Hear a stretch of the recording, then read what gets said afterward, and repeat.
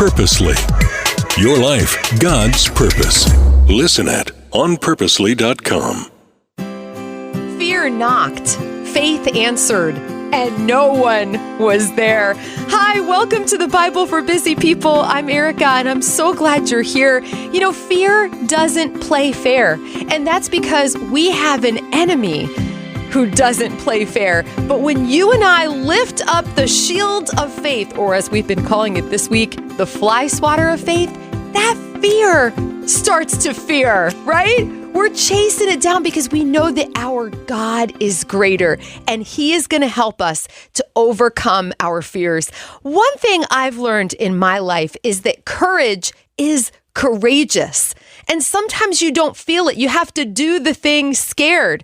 So I think today's story is going to fill you up with courage, and who knows what it'll lead to in your life. We're going to be studying two very faithful, strong, and courageous men. Their names are Joshua and Caleb. They were two of 12 men whom Moses sent into the promised land, the land of Canaan, that God was giving the Israelites to check it out. It's what God asked Moses to do, and Moses passed on the message. So join me now in the book of Numbers, chapter 13, beginning in verse 21, because as you and I are about to find out, there were mixed reviews about the land. All right, so they went up and explored the land from the wilderness of Zin as far as Rehob near Lebo Hamath. Going north, they passed through the Negev and arrived at Hebron, where Ahiman, Shahasi, and Talmai, all descendants of Anak, lived. The ancient town of Hebron was founded 7 years before the Egyptian city of Zoan. When they came to the valley of Eshcol, they cut down a branch with a single cluster of grapes so large that it took two of them to carry it on a pole between them. So symbolic of the promised land, right? They also brought back samples of the pomegranates and figs. That place was called the Valley of Eshcol, which means cluster, because of the cluster of grapes the Israelite men cut there. After exploring the land for 40 days, the men returned to Moses, Aaron was Moses' brother, and the whole community of Israel at Kadesh in the wilderness of Paran. They reported to the whole community what they had seen and showed them the fruit they had taken from the land. This was their report to Moses. We entered the land you sent us to explore, and it is indeed a bountiful country, a land flowing with milk and honey. Here's the kind of fruit it produces. But the people living there are powerful, and their towns are large and fortified. We even saw giants there, the descendants of Anak. The Amalekites live in the Negev, and the Hittites, Jebusites, and Amorites live in the hill country. The Canaanites live along the coast of the Mediterranean Sea and along the Jordan Valley. But Caleb tried to quiet the people as they stood before Moses. "Let's go at once to take the land," he said. "We can certainly conquer it." Who's got the faith goggles on? It's Caleb. Verse 31 now, but the other men who had explored the land with him disagreed. "Fear goggles, we can't go up against them. They are stronger than we are." So they spread this bad report about the land among the Israelites. "The land we traveled through and explored will devour anyone who goes to live there. All the people we saw were huge.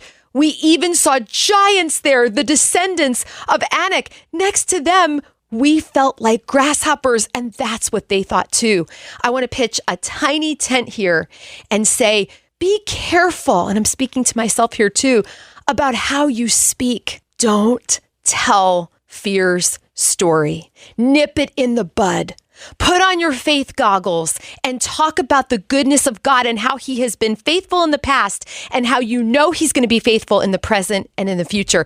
Because when you tell fear's story, it spreads. Because while courage is contagious, so is cowardice. The people rebelled at this point. They said, "If only we hadn't left Egypt, where they were slaves." So this is where we pick up the story in Numbers 14 now, verse 5. Then Moses and Aaron, his brother, fell face down on the ground before the whole community of Israel.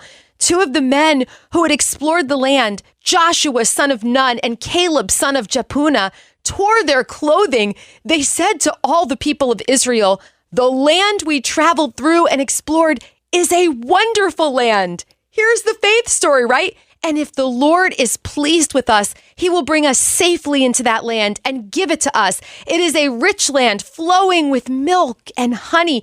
Do not rebel against the Lord, and don't be afraid of the people of the land. They are only helpless prey to us. They have no protection, but the Lord is with us. Don't be afraid of them. Do you hear Caleb's words right there?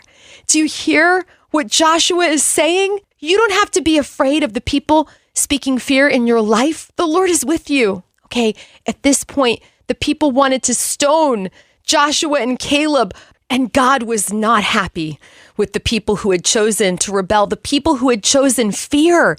So Moses interceded for the people and called on God's magnificent and unfailing love.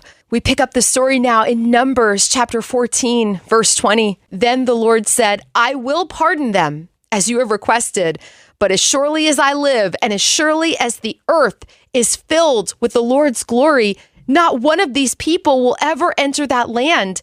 They have all seen my glorious presence and the miraculous signs I performed both in Egypt and in the wilderness. But again and again they have tested me by refusing to listen to my voice. They will never even see the land I swore to give their ancestors. None of those who have treated me with contempt will ever see it. But my servant Caleb has a different attitude than the others have. He has remained loyal to me. So I will bring him into the land he explored. His descendants will possess their full share of that land." This story is very special to me because my husband and I named our son Joshua Caleb after these two strong and courageous men. And our son has lived up to both of those names. He almost died from a terrible disease, and he is the most faithful, strong, courageous, positive person I know. My husband likes to say he always goes into whatever land God sends him and finds that it is good. May you and I live that way as well. Until next time, take off those fear goggles and put on the goggles of faith, for you are loved.